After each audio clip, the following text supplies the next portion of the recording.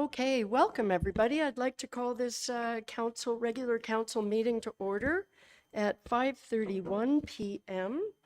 And I can confirm we have quorum and Councillor Cloutier will be joining us virtually.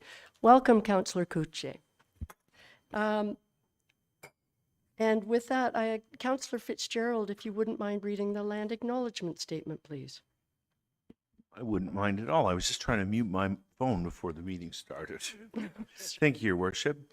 I would like to respectfully acknowledge that we are on the traditional territory of the Anishinaabe under the terms of the Robinson-Huron Treaty number 61 of 1850 and the Williams Treaties of 1923. We commit to acknowledge, learn, educate, create opportunity, honor sacred spaces, and take actions towards real truth and reconciliation in support of our commitment to walking the path together in respect, peace, and harmony for future generations. Miigwech. I did the opposite. Thank you. So are there any disclosures of pecuniary interest? I'm not seeing any. I can move then. We do not have any invited or ceremonial presentations, nor do we have any deputations tonight. So we're going directly to the approval of our council minutes. So I have a motion moved by Councillor Cloutier, seconded by Councillor Renwick. Be it resolved that the following council meeting minutes be adopted as printed and circulated. Regular council, May 25th, 2026, and Planning Council, June 10th, 2026. Are there any questions or comments? Seeing none, all those in favor? And that carries. Okay, I am moving to agenda item 7, reports from committees. We do have meeting minutes for several tonight, starting with 7.1.1, the Huntsville Lake of Bays Chamber of Commerce. I was a bit surprised to see March 27th. That seemed a while ago. I was reading it and thinking, wait a minute, anyway, doesn't matter. Councillor Clark, is there anything to add to that? Nothing to add, Mayor Alcott. Okay, thank you. Are there any questions with those March meeting minutes? Seeing none, okay. We will move to the Appeals Committee, which we do have minutes for May 4th, 2026.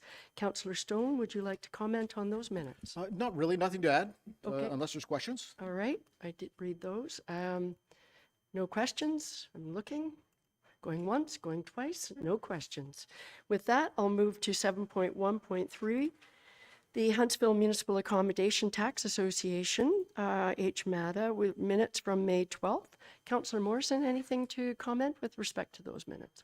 No, the only thing, if any user groups are watching, our intake period for grants for the 55 Plus Winter Games Legacy Fund is about to open. Oh, that's great. So get your applications in, go on the website, and Great. go from there. Yep. All right, okay. And how does that get out to the community? How is HMATA planning to, I just can't remember. Yeah, they're going to how market it. They've already got people that have already inquired that are on an email list. We're letting them know as soon as the day it's launched. Yep. And of course, the focus for this, it goes through the ministry, so we are a bit handcuffed on how it goes, but it's Right. focusing on senior, winter, off-season tourism-based stuffs. Cool. Yep. All right, that's So, great. should be Thank good. you for that. Yep.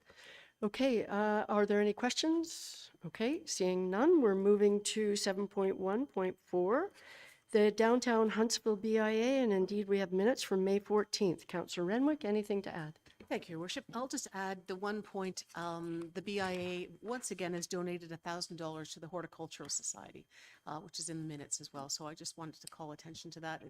They're so appreciative of the work, obviously, that the town does, but also the Horticultural Society, and especially the flowers are just starting to bloom again, and they do a lot of work for the town as well. So Good. just wanted to call that. Great, and I appreciate you mentioning that. It is something that is, it's really great they do that. And our downtown, once again, looks amazing. Yeah, that's great. Are there any questions of Councillor Renwick? Okay, seeing none, we're moving right along to reports for adoption, starting with 7.2.1, General Committee. And I have, there will be a few motions here.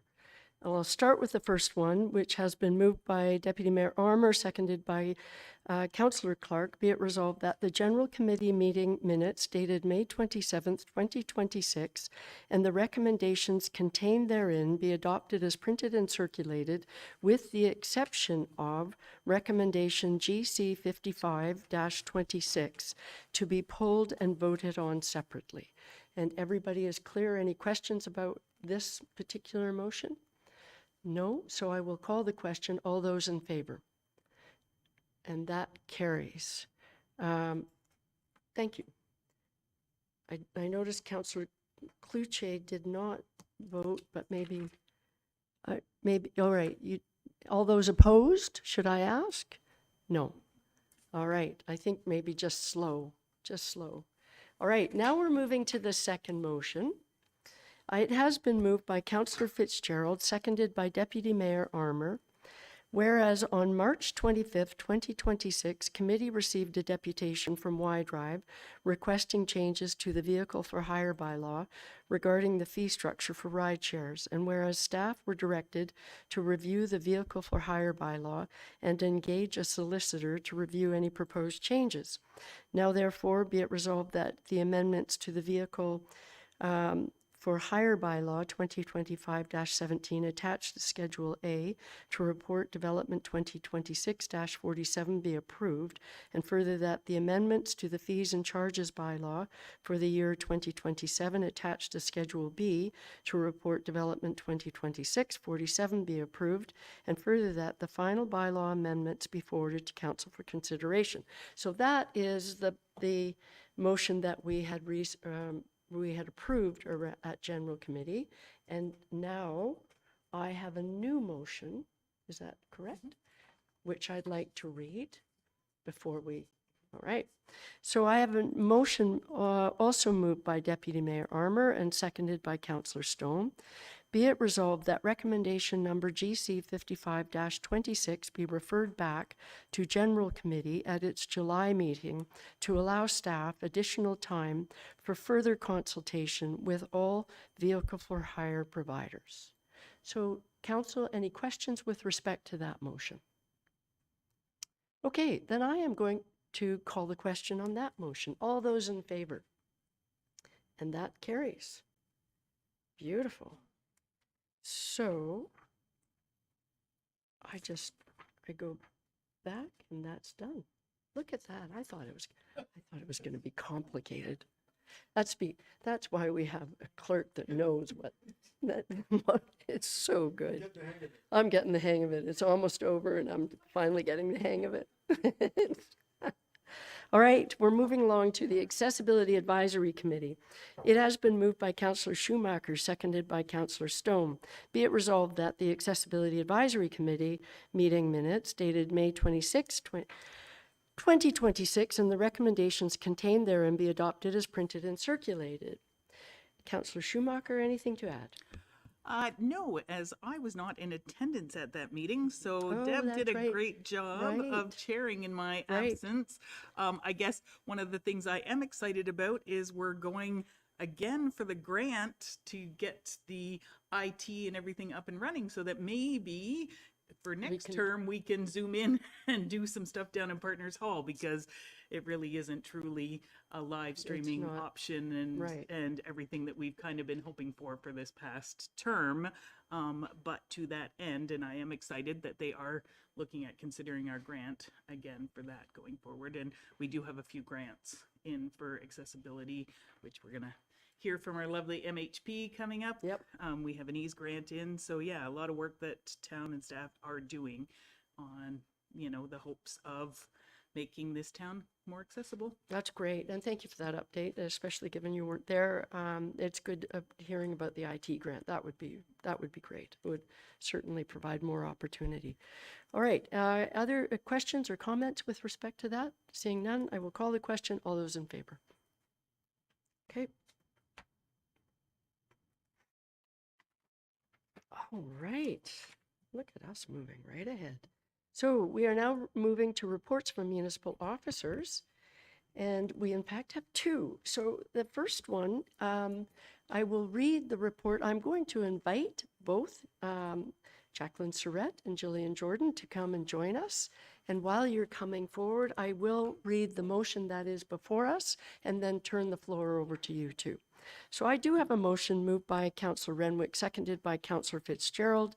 Be it resolved that the 2026-2030 MHP Strategic Plan, full steam ahead, I do like that, attached as Appendix A to Report CS-2026-4 and presented by staff to Council at its meeting held on June 22nd, 2026 be approved in principle, and further that the amendments to the community standard of the Muskoka Heritage Place Legislated Museum Standards Policies 10, as set out in Appendix B of Report CS 2026-4 be approved. And further that the priorities identified in the MHP strategic plan be utilized by staff in the development of annual operating and capital budgets, working plans, and other corporate planning documents.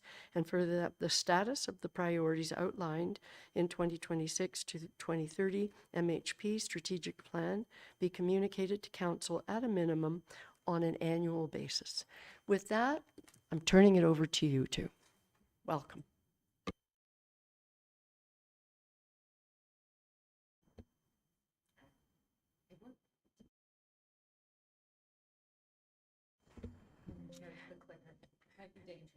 Good evening. Thank you, Your Worship and members of Council. We are excited and very proud to be sharing the Muskoka Heritage Places Strategic Plan 2026 to 2030, full steam ahead. Muskoka Heritage Place encompasses a pioneer village, 2 museums, and a heritage train. The museum has been in operation since 1958, the village since 1971, and the train since 2000, making our space, stories, and history we share integral to the community of Huntsville. We have a complement of 2 full-time staff, including myself, and 15 part-time employees, and is supported by the Manager of Recreation, Culture, and Heritage. In 2025, we had a roster of 45 volunteers contributing 1,637 hours. A quick snapshot of our what we call our 5-year report card from 2021 to 2025. We've seen an annual increase in admission revenue. On average, we see 22,000 visitors annually. Of that, roughly 700 are the students that are participating in our educational programs. We have developed 18 community partnerships, including but not limited to Hope Arises Project Incorporated, Autism Ontario, Pine Tree Quilters Guild of Muskoka, North Simcoe Muskoka, Specialized Geriatric Services, and more. We preserve and safeguard 19 heritage structures and over 65,000 artifacts, along with the intangible stories associated with each and shared by our narrators. We have 3 authentic locomotives, an 80-year-old diesel, and 2 100-year-old steam engines. We're celebrating the 100th birthday this year. We have invested $260,500 in capital projects, which are also included but not limited to our sugar shack, sawmill, purser cabin windows and roof, and train station roof. We are the recipient of the Provincial Community Museum Operating Grant. To ensure that we continue to meet the standards for Community Museums Ontario, the Ministry is requesting a governing body approved strategic plan. The strategic planning process was completed over a course of 6 months, where members of the community, Muskoka Heritage Place staff and volunteers, municipal staff, members of council, peer and local organizations were consulted, either by surveys, in person, or virtually. We also reviewed and incorporated past report recommendations. These conversations, analyzing museum industry changes, seeing our own community demographics change and become more diverse, resulted in the development of strategic priorities and a renewed purpose. With the strategic planning process, we saw the opportunity to better reflect our community and our governing body with renewed vision and mission statements. And this is what we've heard through these conversations with our community and peer organizations and members of staff. So we have developed 5 strategic priorities, those being awareness and experiences, growing audiences and memberships by appealing to new, repeat, and local visitors, digital capacity and access, action Muskoka Heritage Places digital strategy to provide greater access to the collection, revenue diversification, ensure sustainability of operations through revenue generating opportunities that leverage the site's unique opportunities and an authentic experience. Accessibility, infrastructure, and site improvements. Maintain and modernize the site's built environment that helps support existing and grow new opportunities. And finally, organizational capacity, right-sizing the team, including staff, volunteers, and partners, to increase organizational capacity and accommodate growth. And we are here for questions. Thank you very much. Wow, I don't know why I thought it might be longer, but I have to say, you two, you're exhausted after today. That's why. It was brilliant today, by the way. Before I turn it over to questions, I just want to say, when I read this, I thought it was really fantastic, and I am so thrilled that it was done in-house. I'm looking at the authors, and the consultation was extensive, and certainly I recognized some things that I know I valued and was hoping would be there, and they were there. So thank you for that. I think you did listen, and it's an exciting plan going forward. So I don't really have any questions. I just wanted to say that before I turn it over to Councillor Stone. Thank you. I love so much about this. It's much more than the passive exhibits. It sets forth a plan to activate and diversify and bring more year-round activities. I particularly like the, and I know it's a long way out, but the idea of a pavilion in there. And I think driving more people through that will make it profitable. And a pavilion could do that in many ways year-round.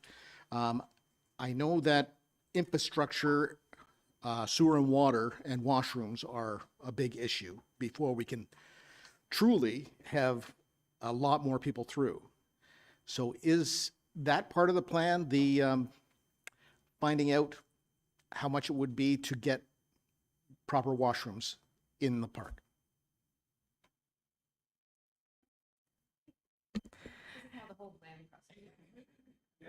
Thank you. Through you, Your Worship. We'll be looking at all of those, estimates, what is realistic, and bringing that forward in a future report. If you want to add to that, Jacqueline. Thank you. Yeah, sure. Part of the plan, and you'll see in year 5, we are looking at a museum refresh. So that can include things like the pavilion. We're definitely looking at climate controlled storage, more programming space. And so that'll be something that we would essentially do with a consultant.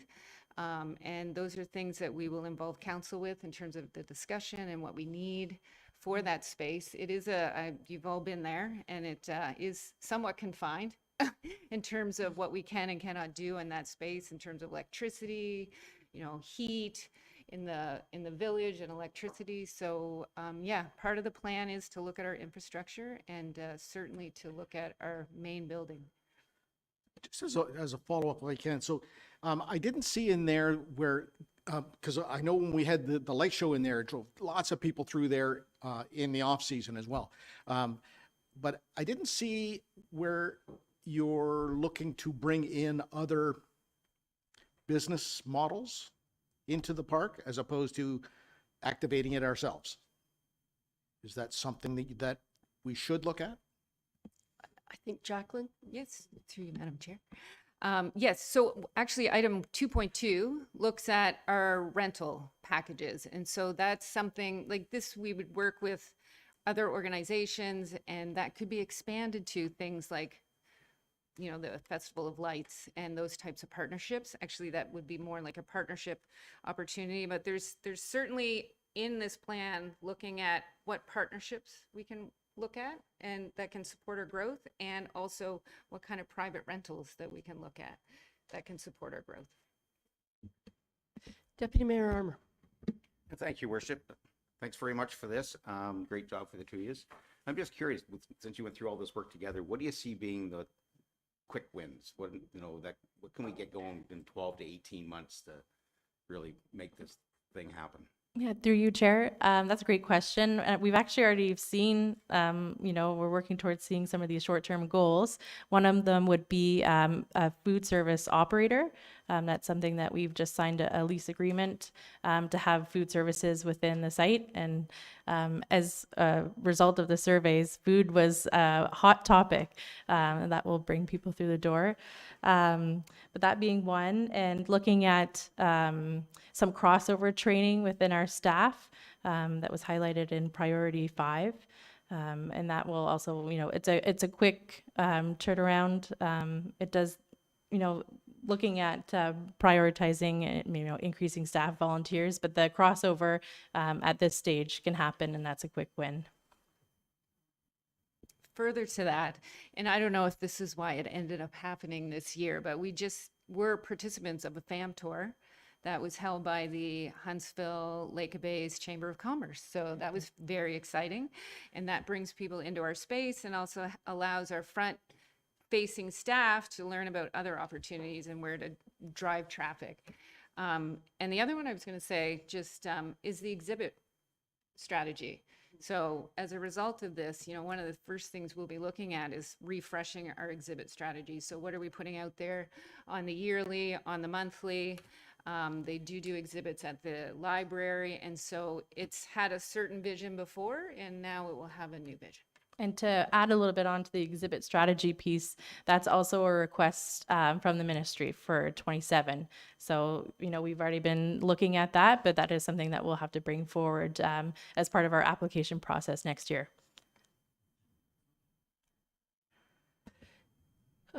Councillor Renwick. Thank you, Your Worship, and through you. Thank you, ladies. The report was, I want to echo what the mayor said, that this was done in-house, and you guys, you knocked it out of the park. Like, it's amazing. It is a starting point for us, obviously, to look at, where we're going to go in the future. I think you've alluded to lots of different things we can do. The question that I have was about the number of guests that we've had. You said there were, was it 22,000 people? Of those, do we ever look at how many of them might be new Canadians or new visitors, or so we break it down, not just our locals, but people that are coming in? Has there been an increase in people that are from away or from other countries that are coming, and or maybe new Canadians that are here that are interested in our history, right? Because that's the story that we want to tell, right? Thank you, through you, Chair. Thank you for your comments. And we've seen relatively steady demographics. The way that we capture that data is through guest surveys online, as well as our guest book that are located at our 2 administrative buildings.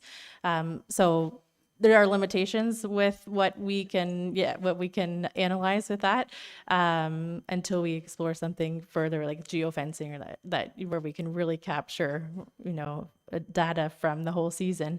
But we are looking at a mix of local residents. We have seasonal cottagers. We have visitors from the GTA.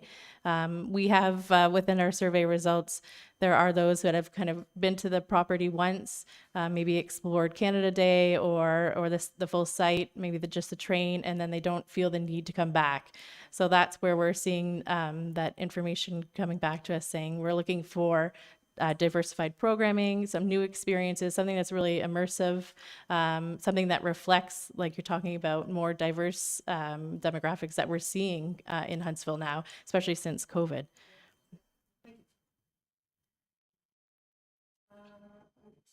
Councillor Fitzgerald. Thank you, Worship, and thank you both. Very thorough, excellent report. You have high numbers for respondents in surveys. Be proud of that, because we get numbers that come in dismally low. So congratulations for creating more interest than most of our other surveys do. Maybe you can help us out with our other surveys.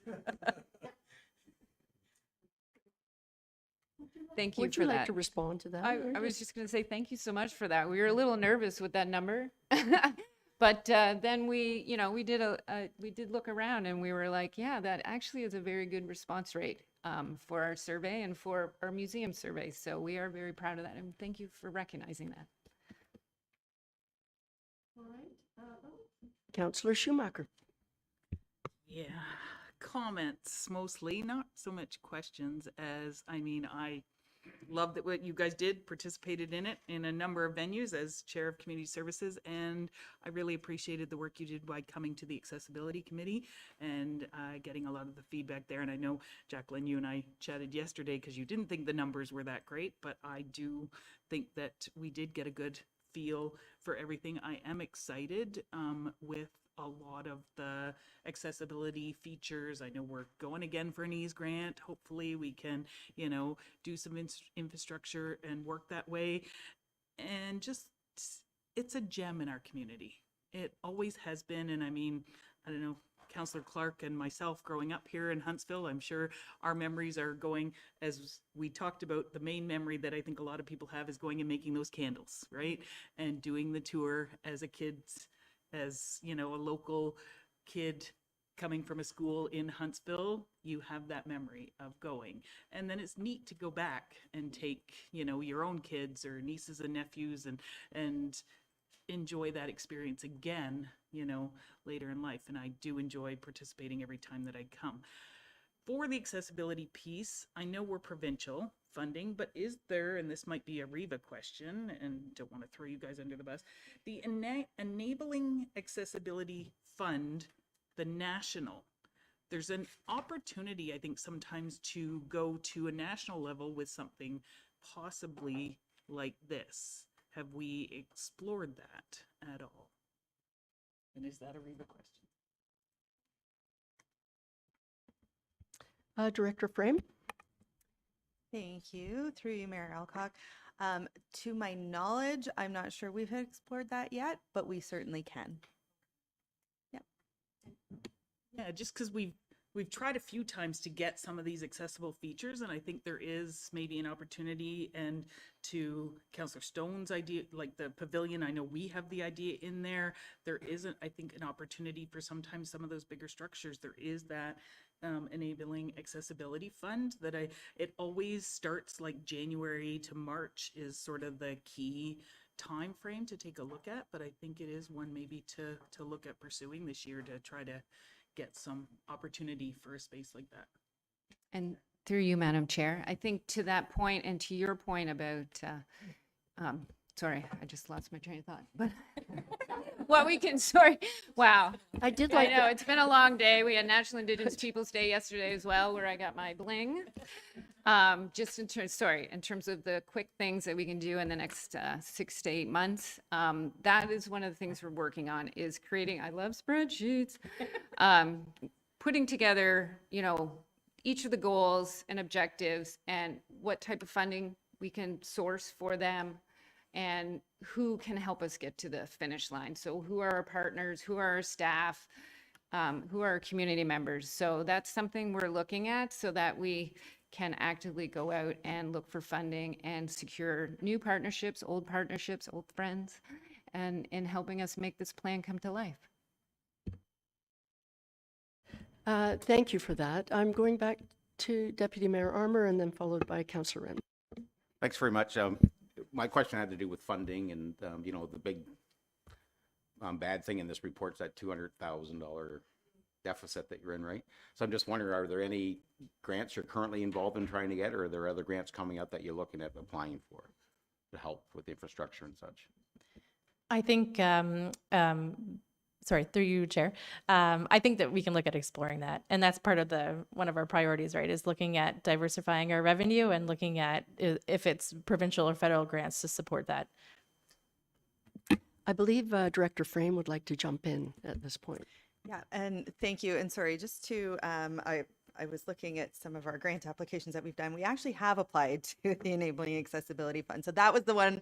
I wasn't sure if that was the one. But yeah, we've applied a number of times to that fund for various infrastructure, smaller infrastructure projects that we've had over the last few years. But certainly if there's larger infrastructure projects, that would absolutely be something we'd look into. Yeah. That's great. Okay. Yes. Okay. Councillor Renwick. Thank you, Your Worship, and thank you for allowing me to speak again. But I just wanted to call attention to the digital strategy that you've got in here as well. And I read it last night. I just wanted to, it's very, like, it's forward thinking. And that's why I think I was referring to the data. If you can capture that data of people that are visiting through this, I think it's something that will help with grant writing and other aspects. So maybe bringing down that, the deficit of, well, not the deficit, it's the operating cost, right, of 250,000 or 60,000. So love the strategy. So that's good. Okay, Councillor Schumacher. Just to piggyback off of that, I do appreciate that because I think I've mentioned before, 2028 coming up is the 150th of the Utterson Community Hall, the Stevenson Hall, and God love Arlene Crozier. She gave me a binder of all of the things that are in the collection, pages and pages of stuff that you guys. So yes, with a digital opportunity, that might be a little, better opportunity. I mean, to have the artifacts is going to be great to be able to showcase and do that. But yes, to have a digital thing at an access will be a great opportunity too. Okay, thank you for that. Okay, I'm not seeing any other questions, so I am going to call the question. Everybody remembers the motion? All right, all those in favor? And that carries unanimously. Thank you very much. Again, wonderful work.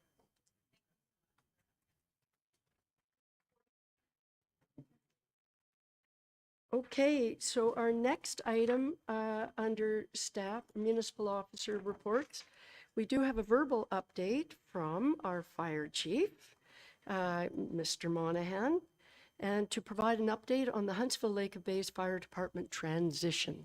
Over to you, sir. Okay, thank you, Mayor, Council.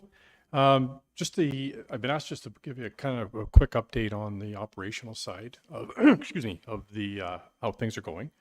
So our dispatch has now been switched over, so we are now two separate departments down to dispatch. Our software program has been split as well, so we're two different departments. Operationally, as some of you may have seen, we're still working together. During the mutual aid agreement, Lake of Bays came in and assisted us on Lawrence Street fire just 2 weeks ago. So we are still working together. But as far as the operations, there is no change. Everything is working. We're just working through a couple of automatic aid agreements in the Hidden Valley area and Burnell Road. So I don't have much more on the operational side unless there are any questions, but things are moving smooth and we're getting ready for July 1. That's great. I think it's great that you were here to report on it, just because there are periodically some questions. How's it going? Sure. So, Council, any questions about how, with Deputy Mayor Armour? Thank you, Worship. Can't let you go without a question, Gary. Absolutely, I know no the problem. answer to this anyhow, but there is no cost when you do mutual aid, right? When they're joining each other for a department, there's no cost to each other for it, right? Through you, Mayor. No, so during a mutual aid is a provincial mutual aid agreement, which it has to be reciprocal. However, the other fire department doesn't get involved, or doesn't have the staff or doesn't have the equipment, then it becomes like a fire protection agreement. So both Huntsville and Lake of Bays it's reciprocal. So we will assist them, they'll assist us. Very similar to what we do with Bracebridge, Muskoka Lakes. So there is no cost. CAO Corey. Thank you, Your Worship. So just to recap a little bit, so as Council is aware, Lake of Bays has provided us notice that they wish to get out of the shared service agreement a little earlier than what the contract speaks to. They've been great to work with. I know both the fire chiefs have been working together really, really well. The transitioning date is July the 1st, and we'll roll some extra information out a little bit later with respect to rebranding and how that affects the town of Huntsville. I'm sure one thing that's a question on everybody's mind is the financial piece with the transition. They are going independent July 1st, but there's a full commitment to honor the contract that's in place. So we can expect that to happen. There's some finite details with respect to equipment. We just have to finalize what goes where and who gets what and things like that. But Lake of Bays has been very good at committing to the contract, which they entered into, which which takes us into the end of the year. So we will be back with a more detailed report with respect to that. But since the transition's happening a bit sooner, we thought just a quick verbal update was probably a good thing for our council. So happy to answer any questions if you have them. Thank you, CAO Corey, for saying that. And I would be remiss if I didn't thank both you and the chief for responding, actually, to the increased the speed with which Lake of Bays did seem to want to move on this, and our staff from CAO Corey and the chief down have been really great at working with Lake of Bays and making sure that it works for them as well as us. So thank you. And as the CAO said, there will be more to come as to the details. Okay. All right. Do you have one more? No, or you just? No, Mayor, just the only thing, council's just going to start hearing or seeing that we will be Huntsville Fire Department as of July 1. Yes. As they are moving into Lake of Bays. Yeah. As well. So just so there's no confusion. Be ready. Be ready. Be ready. Yeah, we are. We're ready. Yeah. Food. Okay. Thank you. Thank you, Gary. All right. Okay, so look at us. We're now at bylaws. Woo-hoo. I have a motion moved by Councillor Morrison, seconded by Councillor Cloutier. Be it resolved that bylaw numbers 2026 through 54 to 2026 through 56 be reported and passed this 22nd day of June 2026. Bylaw 2026-54, Official Plan Amendment Number 10, Height and Density Evaluation Criteria. Bylaw 2026-55, Community Planning Permit Bylaw Amendment, Height and Density Evaluation Criteria. And Bylaw 2026-56, Deeming, 100-104-4357 Ontario Inc. at 629 Canal Road. That's it. Any questions or comments? Seeing none, all those in favor? Oh, So did we pull the vehicle for hire? we did. Bylaw. I just read the three. Do you want them on the Perfect. screen? Nope, that's fine. Thank Wasn't you. wasn't part of that. I did read them, but it's good you're double checking. Thank you. Whoa, whoa, whoa. All right, wait a sec. I don't have my glasses on. Any other whoa, whoa, whoas out there? Woo, woo. All right, I'm calling the question. All those in favor? And that carries. Nope, there he is. That's great. Thank you. And we are now moving to new business, and we do in fact have one item which I had asked to bring forward. And it's a motion with respect to watershed management on the Muskoka River watershed. And it's a motion that basically supports a motion that's already been adopted by the District Municipality of Muskoka, Town of Bracebridge, Township of Muskoka Lakes, I believe the Town of Gravenhurst, and the other ones will soon be happening at the same time. And it really is asking the province to review the rather outdated Muskoka River Watershed Management Plan, which currently is from 2006. And in 2024, the province, through the then Minister of Natural Resources at the time, the Honourable Graydon Smith, made a commitment to review the plan. And there, frankly, after all of the studies and all of the money that has been spent on analysis of what causes the flooding and doing all of that, there's been silence from the province. So given the last flooding event that we just experienced, but it was very difficult in Muskoka Lakes and Bracebridge, there's real urgency for them to review this plan. So that's what this motion does, and it supports our neighboring municipalities. So are there any questions with respect to that? It's a very long motion, and so hopefully council will waive the reading of it. I think, would you like me to put it up for a minute? Or okay, we can put it on the screen for a minute. Starting now.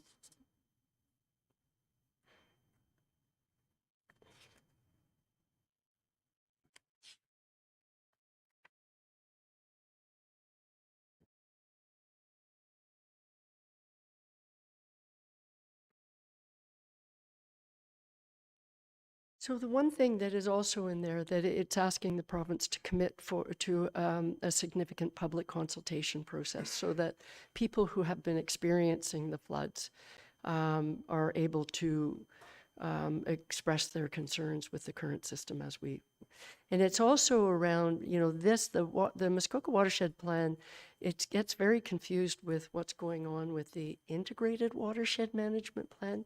This one specifically deals with the dams and the control system. So the Watershed Management Plan deals with flooding control, whereas the other it's very different. It deals with policy.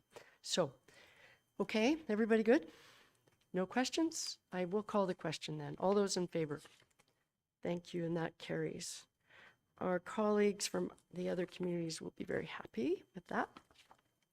So we are moving right along to general information. And starting with the District of Muskoka update, I'll start. We had a special council meeting, district council meeting on June 3rd, and it had one item which was related to Bill 100, which is the provincial legislation changing the way district and regional chairs are going to be appointed after this coming municipal election. So this is the second time, actually, this meeting was the second time we dealt with this issue because we did once before. We asked the province to carve out Muskoka, make an exemption, and say that we would continue to be allowed at the district table to appoint our own regional chair. That was responded to by the Minister of Municipal Affairs in about a week and a half and completely dismissed that request and said that they felt it was very important to appoint the regional chair as well as all of the other chairs.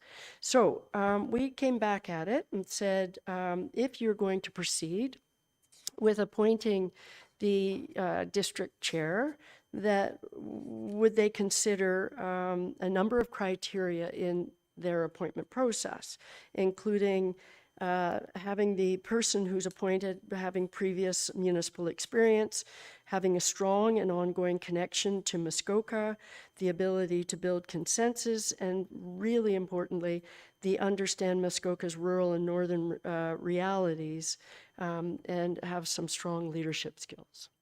So after lots of discussion, Council unanimously supported that first motion. Then it was followed by another motion that was a bit more directive, and some council members thought perhaps less friendly, because it said if you decide to go ahead and appoint the district chair, then there are things that we can do at council. Like we may decide not to provide the remuneration for the district chair because we have that authority. There was a lot of debate about the tone in that motion, so that one was set aside. So I should say that was that meeting. As I said, the first motion was supported.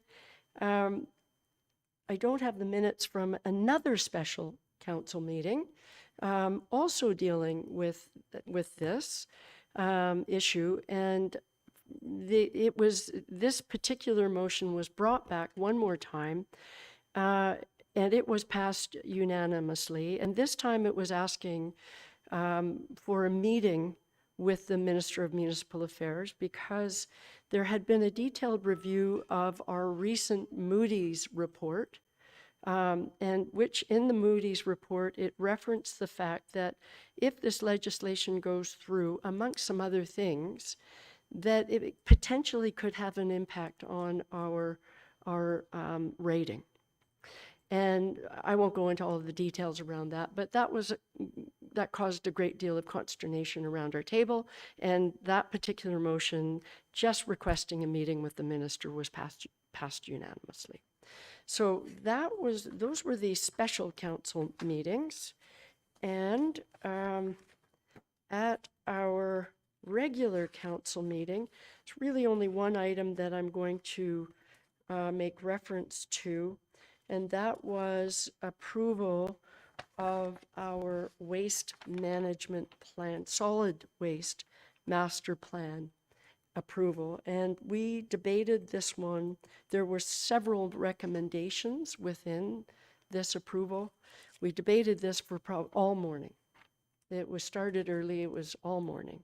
And council supported the overall direction in the solid waste master plan.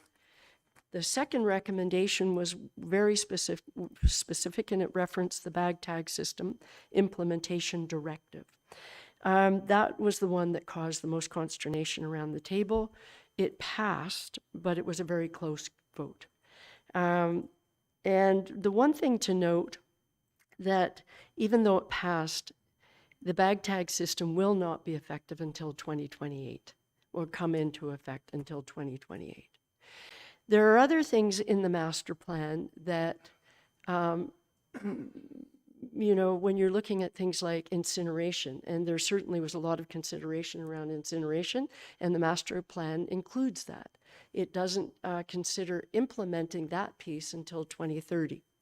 But the one thing, as we all know, and this came up in the council discussion, things are rapidly changing. The overall objective is we have one solid waste landfill in our district. It's filling up. We need to extend the lifespan of this. And one thing that was really interesting, when we went over to clear bags, we've already, that one action has extended the lifespan of the Rosewarne landfill by 4 years. Is it five? I don't think it's that. Anyway, that was the number. It has automatically, that one change has extended it. So each action that we say yes to, it's working. And the master plan is full of recommendations. My guess is within the next few years, it will come back and there will be adjustments to that plan. So that's the most important thing that I wanted to make reference to. Unless other councillors want me to highlight anything else from council. Okay. And then I think that was it for me, but I suppose I could, I will, with that, unless there are questions about any of that, I'm going to turn it over to, yes, Councillor Fitzgerald. I know that there's been so much discussion about garbage at districts, and I know the residents aren't happy with a lot of the changes. I think the main thing for me, and it's in discussions and the way I shop and the way I recycle, it's affected my whole life. I think the biggest thing is that we've made it more expensive for residents to get rid of and manage their garbage through this recent process of trying to lengthen the life of the cells for our solid waste. So I think honestly we should look at incineration in the shorter term than 2030, and if you can, like fellow district councillors can represent that for us, I think that's what the people need to see. So if I can comment on that, I think that's a great comment, and that was part of the discussion for sure. There were a number of things, recommendations that council said that one could be moved up. How we layer and do our soil layering at our current landfill, there was a recommendation around that.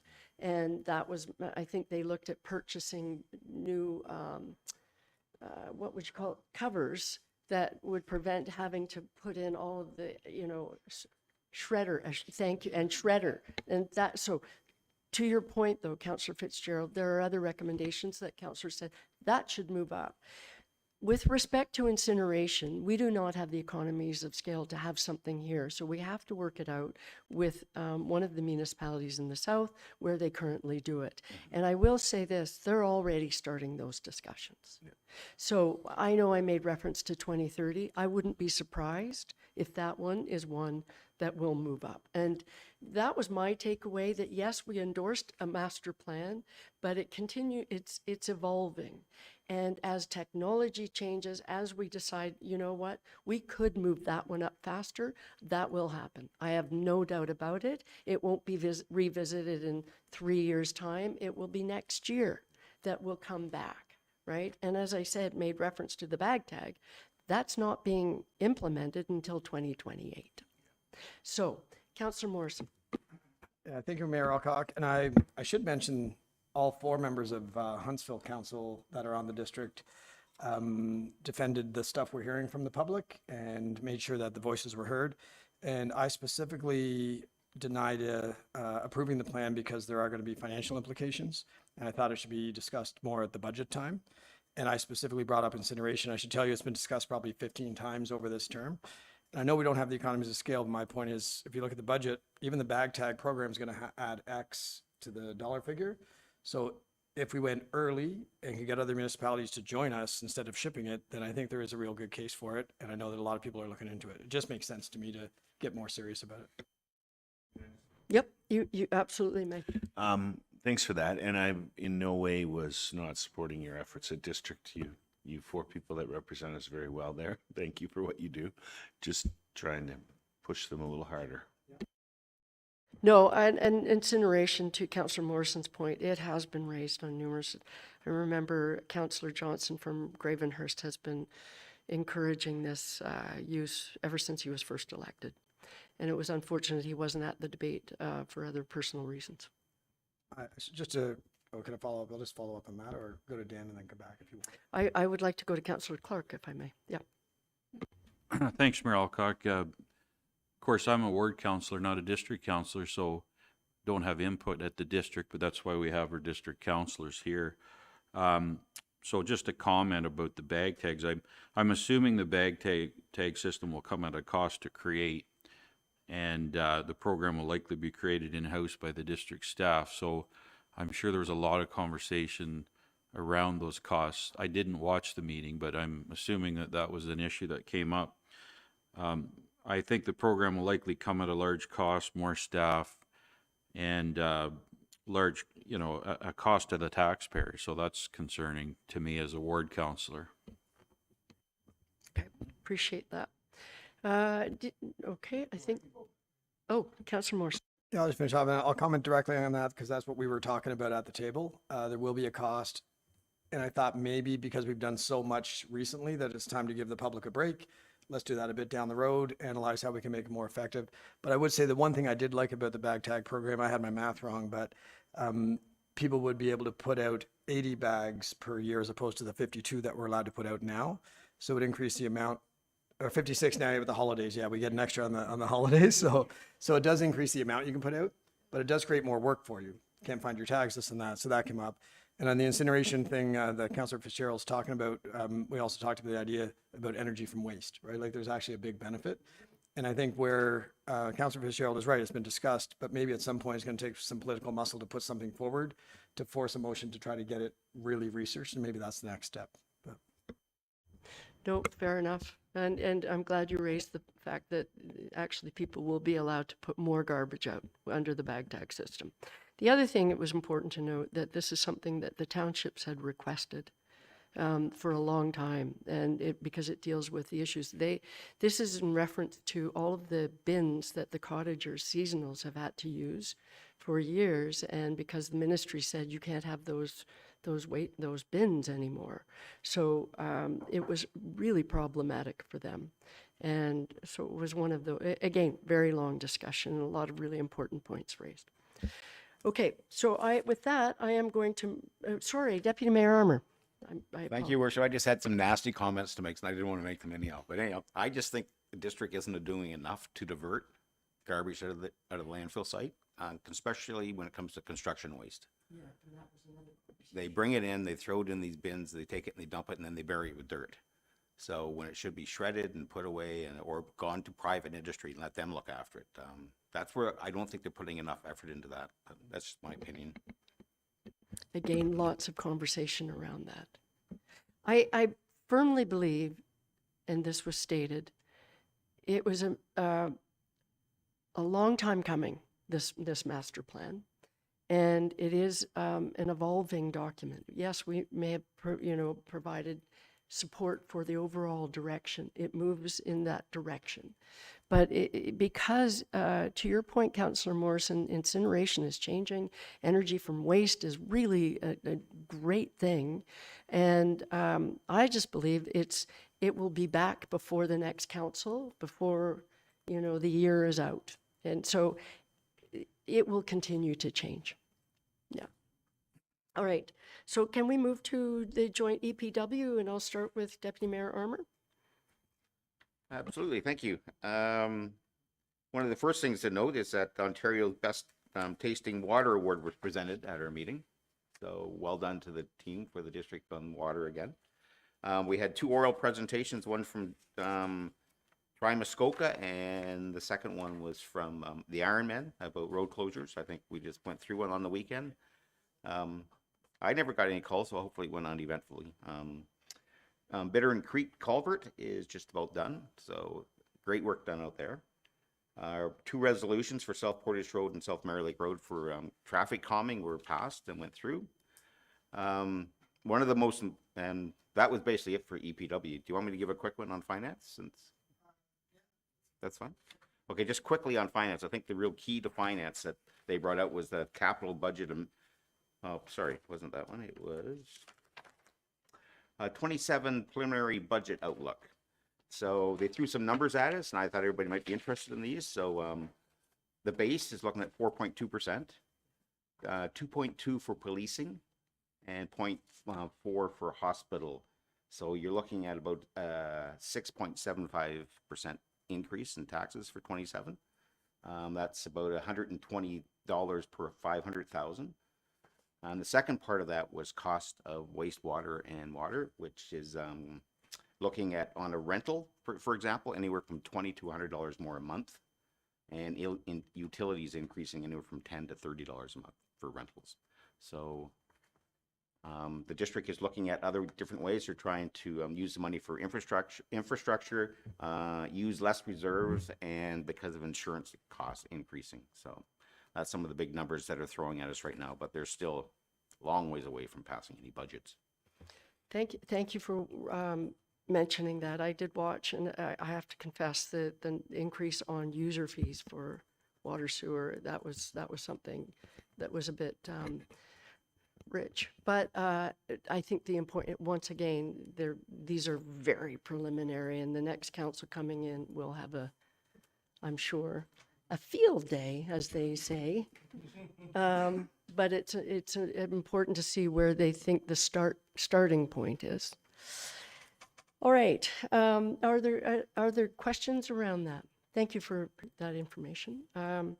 Okay, so I'm going to go to the joint health services and community and planning services. We actually had a special joint community planning and health services meeting, but it was all enclosed, one item, and it was an affordable housing matter. So I won't go into that because I don't believe there was a resolution coming out of that.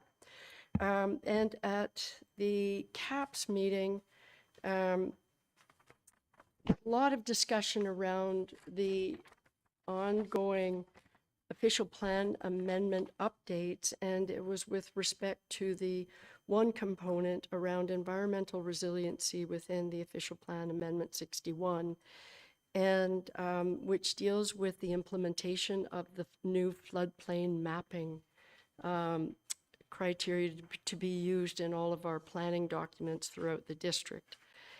And there, once again, was a lot of discussion about staff wanted to proceed and implement, approve this particular recommendation, and committee unanimously supported a proposal to defer it once again so that there could be further public consultation on this, because they just didn't feel it was adequate at this time to support this particular amendment.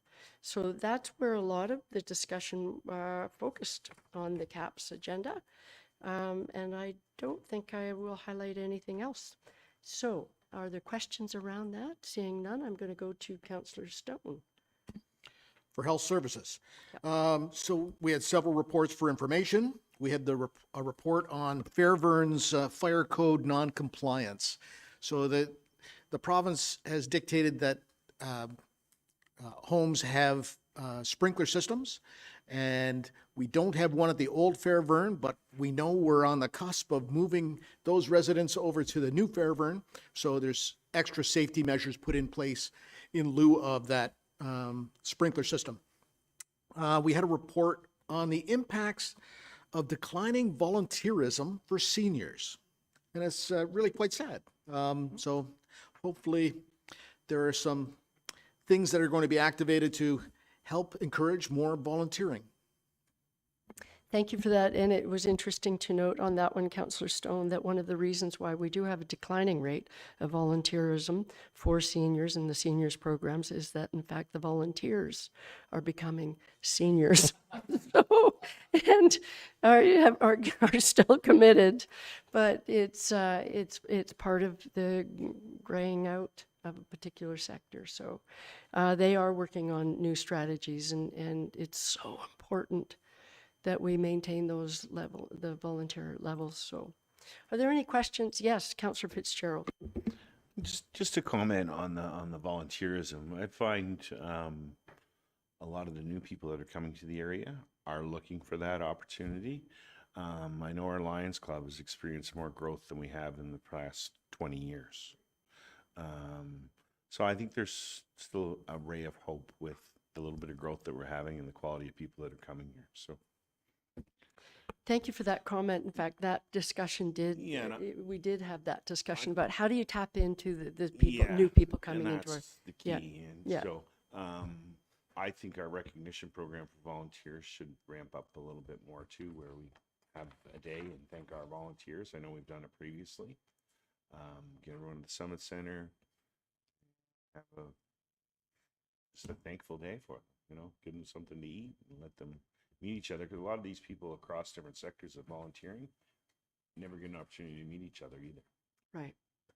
Let's bring them together. Great suggestion. Councillor Morrison.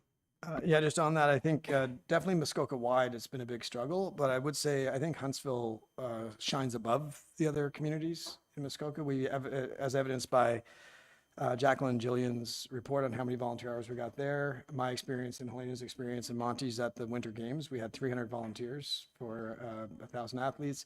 I know talking to the crew at Muskoka Seniors, they have over 100 volunteers. And I think to Councillor Fitzgerald's point, they're ready to do it. The key is to reach them. And I know the volunteers that helped us in the games, they want more opportunities. So I think Huntsville has always risen up to volunteer, and I think we're in good shape. We just have to make sure they know how to help. Totally agree with you. I think the part of the reference from their perspective, they were looking at our long-term care centers, and so that's where volunteers are really important. And so Fairvern and Fairvern's always had such a great volunteer base, and the Pines. So, but great comment. I totally agree. All right. Any other? Okay. So we had council correspondence from May 14th to June 12th. Or were there any questions of staff on any of those? Then we are going to move to events and updates. I guess I'll start. I was able to attend briefly and give remarks at the recent AMCTO conference that was held at Deerhurst on June 7th. And the reason why I wanted it to be on the agenda was it was a smashing success. And this is our municipal clerks and treasurers. Our team was part of the organizing committee, of course, and they did a crackerjack job. The people I met when I was there all said wonderful things, and they had over 500 municipal professionals from across the province, including attendees from around the world. In fact, there were 2 representatives from Japan sitting at the table I was at. But out of that, they had 2 charities that they were able to provide funds to of $8,000 each. The first one was the Muskoka Children's Foundation, and the second Food for Kids. And both executive directors from those foundations were able to speak. And it was really moving. It was, again, just a great conference. And my guess is they'll want to do the next one at Deerhurst because it is such a good location. and there were tours through town and all of the stuff. It was just great. So the second was the Shriners Ceremonial Weekend event. I was able to attend the flag raising, but the parade was held on June 13th. And I thought that Councillor Schumacher was going to walk in it, but maybe, did you? I don't know what it is. I led the parade. You led the parade. I led Thank the you for parade. doing that. That was great. And Councillor Stone attended the banquet. Anything you want to mention about that? No, I did, but I watched the parade and it was spectacularly entertaining and I wish I could watch it all over again. Oh, that's great.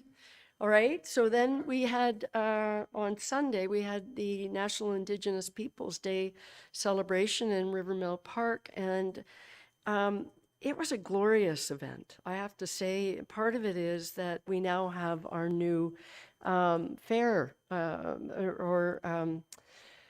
market. Thank you. I'm losing my words. Our new market. And so the two were happening at once. The market is a great success. So we had Indigenous artisans, craftspeople, educators, and live entertainment.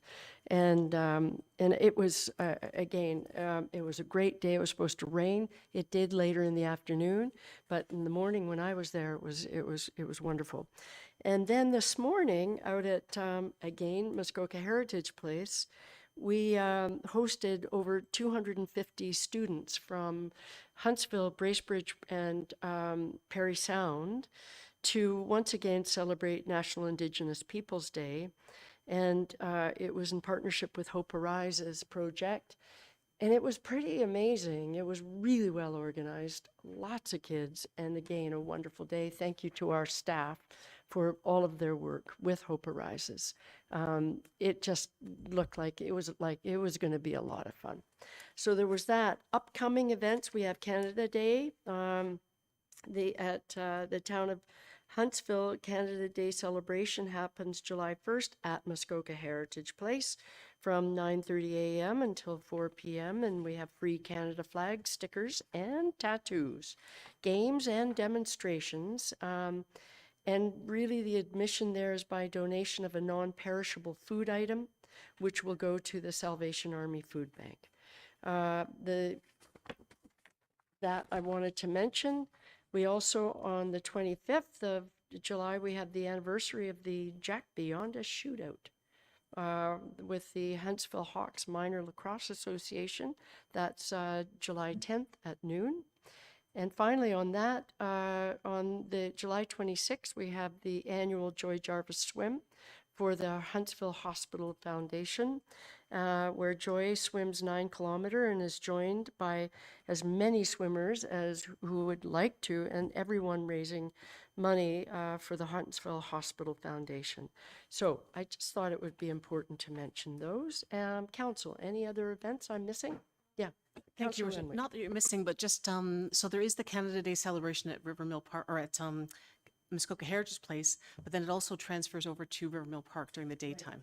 Yeah, just lots of things happening there, and the fireworks in the evening, so. And what time? It transfers over at noon, I think. I believe to, so. To Rivermill, Yeah, right? and then there's also at the Port Sydney Beach, I know the band will be playing The there. band will be and playing down the in barbecue Port. happens. Yeah, Okay, Port- so Port Sydney. it's everywhere. It's everywhere. How do yeah. you do? Everywhere all the time. Yeah. I don't- Everyone. Everywhere all the Full time. day. What is it? What's the date again, Deputy Mayor? Oh, that's July 1st, isn't it? I think it is. Anyone else who would like to add anything to that? Well, Uh, For July 1st or just coming up in July? well, event? any events coming up in July that we Oh. won't be able to get to that you feel? Well, we do have a few because July 11th, of course, is Dock Fest is going to be downtown again for the parade and the bathtub derby. And of course, what I love is our street gets shut down just about every Saturday in July, which is awesome, though. It is awesome for the downtown because we also have on the 18th, Nuit Blanche in the evening on July 18th. Lots going on. Up in our area, we have our pancake breakfast. I believe I did mention for the Port Sydney Firefighters fundraiser. They've moved it to July 12th this year at 9 a.m. And then along with, you mentioned the farmers market that is happening in Rivermill on Sundays. We have our regular one Thursdays in the morning in Huntsville. And Port Sydney, instead of doing the Saturday, are going to do a Thursday evening one starting this coming June 25th, and it will be going through the summer. It will be a 3 to like 7 p.m. farmers market down there by the Smith's gas station, hoping to get some of that traffic coming up on a Thursday evening, as the Thursday tends to be the new Friday for travel. So yeah, an opportunity to do an evening shop for a farmer's market if you're around. I think they found Saturday competing with Bracebridge was a little difficult in that area. Difficult, So yeah. yeah, they're going to try the Thursday evening one. Okay, that's that. Well, thanks for that. That's good. When is that one happening? So Thursday, it starts June 25th, June- and it will so- be every Thursday until so like this- August. this Yeah, so coming- this coming yeah, Thursday, okay. the 25th. All right, thank you for that. Yep. All right, anyone else? That's quite a bit. All right, there are two, we had one flag raising this morning, and it was for the St. John Ambulance for Simcoe Muskoka, and that was nice. We were introduced to their therapy dog, and Councillor Renwick joined us for that. That was lovely. And we do on July 20th have another flag raising for Muskoka Pride, and that will be at Civic Square at 11 a.m. So that's it for flag raisings coming up. And we do not have anything in closed. We don't have business arising. Before we go to our confirmation bylaw, I just have to start with a farewell. So, for anybody who might still be watching, I'm sure they will be familiar with our Director of Finance and our Treasurer, who will be leaving us. And congratulations, because I think you're going to an interesting and a fun and a new place and new adventure. And I think that is really, that's always a good thing. So congratulations on that. Julia McKenzie did provide her notice of resignation. So with that, it's great. There's a great mix of emotion, great deal of sadness. But I'm not going to focus on the sadness. All right. And it is effective July 17th. So this is your last council meeting. I know you'll be with us on Wednesday, but it is your last council meeting. For those who don't know, Julia joined us in 2008 and has been an incredibly valuable member to our leadership team for years. Always there, you know, trying to respond to our very difficult questions, and always making it easier to get through our budgets. Trying to work with us and explain it. Every year I remember thinking, okay, this seems clearer to me than it was last year. And that's because you always try to make it that way. So for that, I am personally very indebted. But I also want to say there are certain things that I have to say because I have to read it because I do digress. So, you know me. You've always demonstrated unwavering professionalism and, most importantly, dedication and commitment to public service. And that speaks volumes, that we know how important public service is. And for whatever reason, sometimes people feel that we don't do what we say we do and we don't put in the time. Well, believe me, Director McKenzie puts in her time, and it's way more than you can even imagine. So your leadership has strengthened the organization's financial stewardship. You've always supported council and staff in advancing key strategic initiatives that have benefited both the corporation and the community we serve. For those who don't know, the recent home building retrofit project that we finally implemented, and after years of getting it ready and to go out to the public, and there's been great pickup on this. it was Director McKenzie who was one of the people who said, there's this great program. We've got to do this. So, and it's one of the things I am most proud of being as a council member that we implemented. So I digress. Oh my God. So I went ahead of Julia leaves behind a legacy of significant accomplishments and positive change. Well, I've already talked about that. It's also your dedication to strengthening financial practices and embracing innovation and supporting organizational progress that has helped the town navigate growth, which we know we've had a lot of, and position itself for the future. So while her departure will certainly be felt, we are truly grateful for the many contributions that you have made and really excited to see her continue to thrive in the next stage of her career. Thank you, Julia.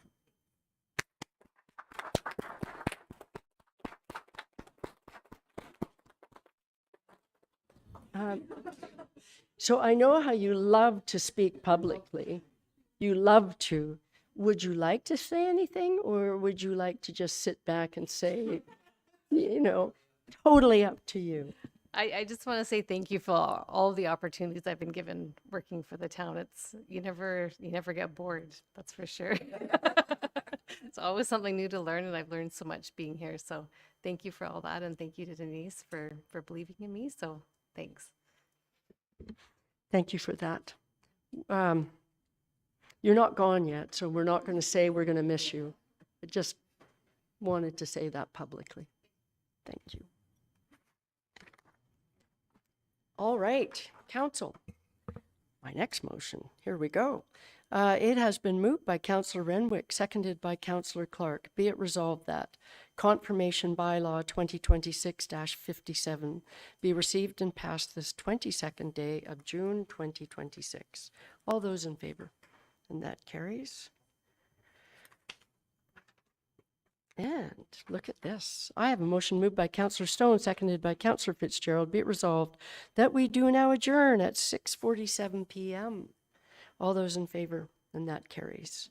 Thank you, council. Thank you, staff.